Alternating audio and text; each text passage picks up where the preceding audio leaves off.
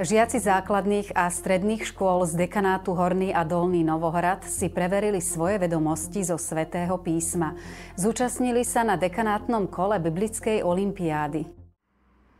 Dekanátneho kola sa zúčastnilo 11 trojčlenných družstiev. Súťaž sa konala v priestoroch pastoračného centra vo farnosti Lučenec Rúbanisko. Preto je dobré, keď to Božie slovo poznáme, nielen, že ho čítame, nielen ho študujeme, aké sú tam útvary literárne a podobne, ale keď ho aj meditujeme a príjmame aj do svojej hĺbky.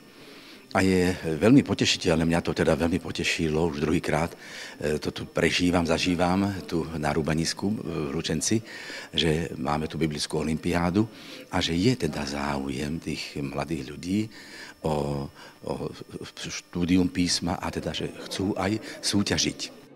Študenti riešili úlohy v 6 vedomostných kolách. Aktuálny ročník súťaže má moto Povolanie k jednote a slobode s Pánom. Ja som sa rozhodla prihlásiť sa, pretože už som bola aj predminulý ročník a teda brala som to ako veľmi super skúsenosť a taktiež s kamarátkami sme to chceli znova vyskúšať. Náš tým, rovnako ako všetky ostatné týmy, tento rok čítali knihy Exodus a Evangelium podľa Matúša a rovnako tak aj Žalm 23. A mne sa najviac na týchto knihách páčila myšlienka práve sily viery a odhodlania urobiť tú správnu vec.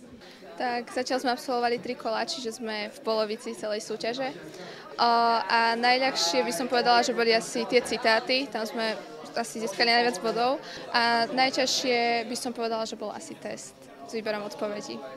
Prvenstvo medzi základoškolákmi si vybojovala cirkevná základná škola svätého Jána Boska. V kategórii stredoškolákov zvíťazilo družstvo gymnazistov z Lučenca.